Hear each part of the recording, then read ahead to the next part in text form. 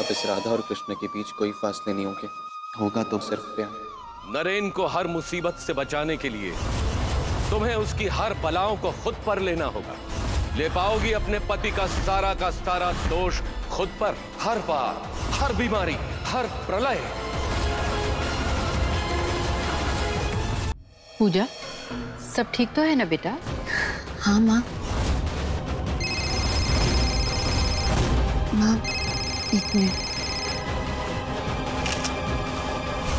कुछ भी हो पूजा, तुम्हें शाम 6 बजे के पहले हवन के लिए पहुंचना ही होगा।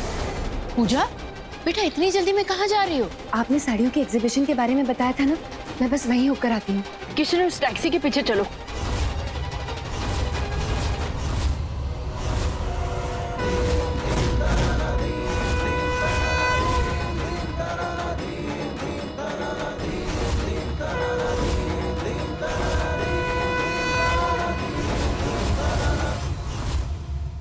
माँ, ऐसा मत कीजिए।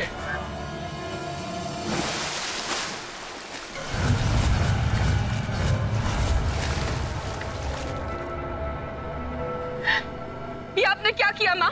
मेरी कुंडली में दोष है और नरेन बाबू के सर से सारी बलाएं हटाने के लिए ये तब एक आखिरी उपाय था।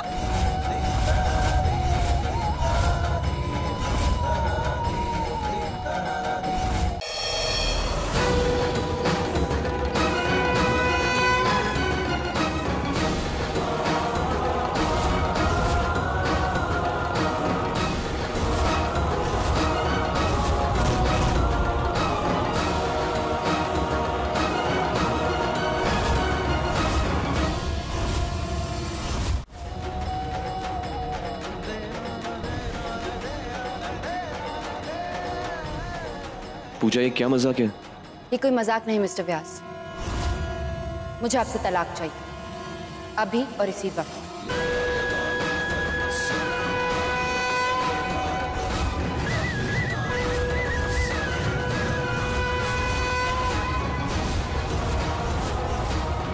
तुम फिर से मुझे कोई सरप्राइज देने के लिए ये कोई मजाक कर रही हो ना? आप इतने स्लो क्यों हैं मिस्टर व्यास? हर बात समझने में आपको इतना वक्त क्यों लग जाता है? जो तुम ऐसे क्यों बात कर रही हो? और ये मिस्टर व्यास क्या लगा रखा है? अब अपने बॉस को नाम से तो नहीं बुला सकती। ये तो बहुत पुरानी बात है। हाँ, मैंने तुम्हें मेरे अंडर जॉब पे रखा था, लेकिन तब हालात अलग थे और हमारा रिश्ता भी। हालात तब भी वही थे और आज भी वही है मिस्टर व्यास।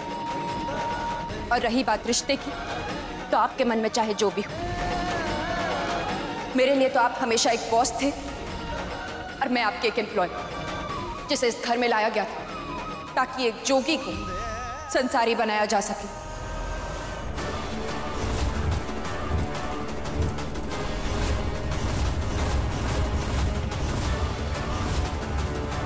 मैं कुछ समझा नहीं। पूछा। Fine, let me put things clearly. Mister Vyas, इतने महीनों से जो जिंदगी आप जीते आ रहे थे, वो समझिए एक छल ही था। अब तो आपको ये भी समझ में आ गया होगा कि उस दिन आपके घर वीजा एजेंट क्यों आए थे। पूजा, तुम्हारे मामा ने ट्रैवल एजेंट को भेजा है, तुमने बताया नहीं कि तुम अमेरिकन वीजा के लिए अप्लाई कर रही हो। एनीवे, नीचे इन डिवोर्स पेपर पर साइन कर दीजिए और मुझे इस कैद से आजाद कर दीजिए।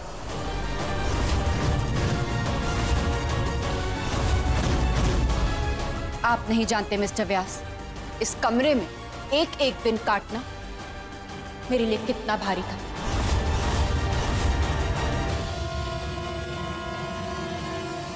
और मेरे जाने से पहले अगर आपको मेरे सामान की तलाशी लेनी है तो प्लीज वो भी ले लीजिए।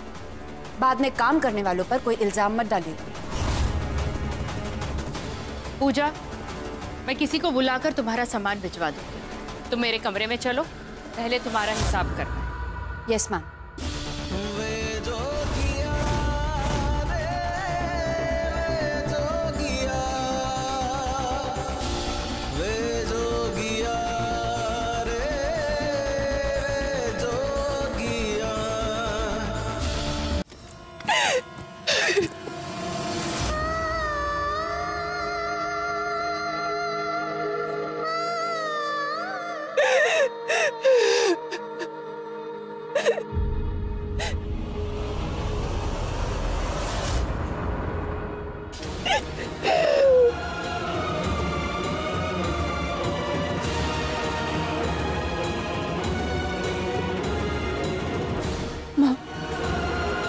नरेन बाबू के साथ बहुत गलत हो रहा है। आप और मैं तो फिर भी एक दूसरे के साथ अपना दर्द बांट लेंगे, लेकिन नरेन बाबू का क्या? माँ, मुझे डर है कि हमारा झूठ नरेन बाबू को कहीं अंदर ही अंदर राख ना कर दे। मुझे भी इसी बात का डर है बेटा, लेकिन जहां अब तक कन्हैया ने हमारा साथ दिया है, आगे भी वही रास्ता दिखाएंगे।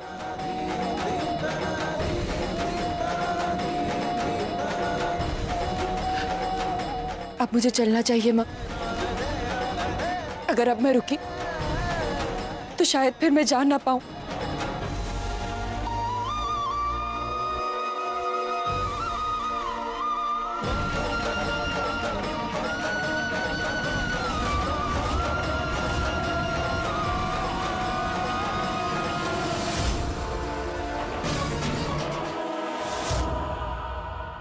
पूजा कहीं नहीं जा रही, बस किसी बात से नाराज है इसलिए सब नाटक कर रही।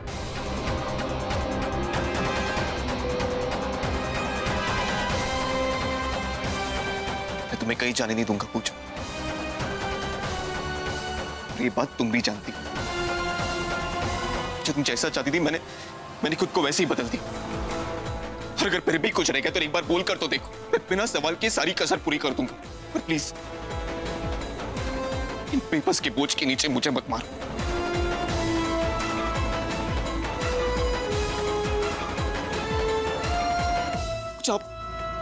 अब से तुम्हारे लिए रोज फूल लाऊंगा मैं।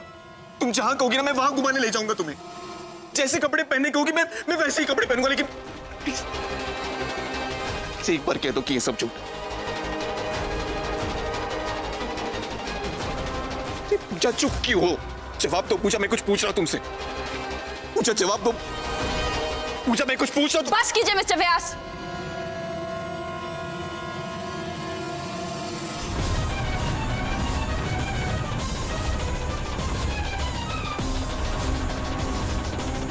अरे आप तो पीछे ही पड़ जाते हैं। 1 साल के बाद जब तू नरेन बाबू की जिंदगी में लौटेगी ना, तो छत पर खड़ा होकर चांदी की थाल बजाऊंगा। बस फिक्र है तो नरेन बाबू की मामा। हमने तो उनकी हर आस ही मार डाली। पता नहीं अब वो किस तरह रिएक्ट करेंगे। तुम्हारे निशान तक मिटा दूंगा मैं, इस घर से, इस कमरे से, इस दिल से।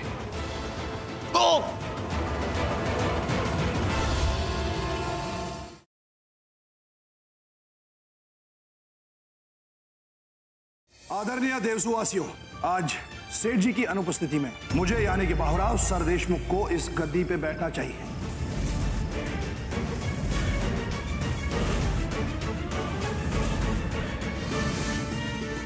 और सेठ जी, क्या उन्हें पता है कि तुम इतना बड़ा फैसला लेने जा रहे हो देवसू में? बस, मुझे और भी बहुत काम है।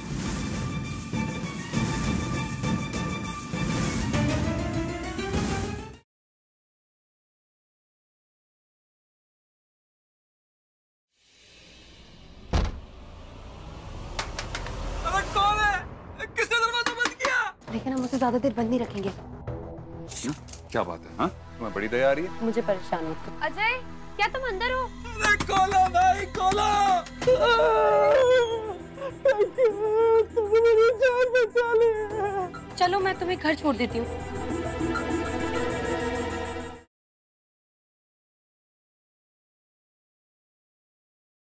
सुनी बेटा, ये लहंगा मेरी तरफ से तुम्हारे लिए खास तोहफा है। हमारे राठौर परिवार की रीत है कि हमारे घर में होने वाली बहू शादी में यही जोड़ा पहनती। मैंने भी अपनी शादी में यही जोड़ा पहना और अब तुम अपनी शादी में इसे पहनकर हमारे खानदान को आगे बढ़ाओगी। जब मैं 10 साल की थी तब पापा ने मेरे लिए एक लहंगा लिया था। वो चाहते थे कि वो लहंगा मैं अपनी शादी में पहनूं। पहले मैंने पूजा के लिए मना किया और अब मैं लहंगे के लिए मना कर।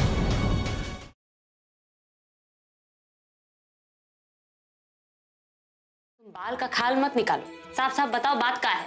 तो साफ साफ ये बात है कि तुम कल जो कुछ भी कर रही थी उससे ये पता लग रहा है कि तुम डूब गई हो। डूब गए हैं? कहाँ डूब गए? प्यार में, भाई के प्यार में। प्यार?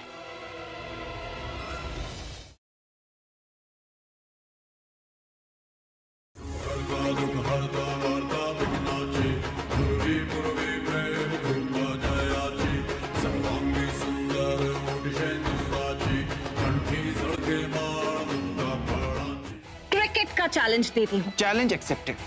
अगर तुम ये चैलेंज हार गए तो तुम कबूल करोगे कि you are in love with me.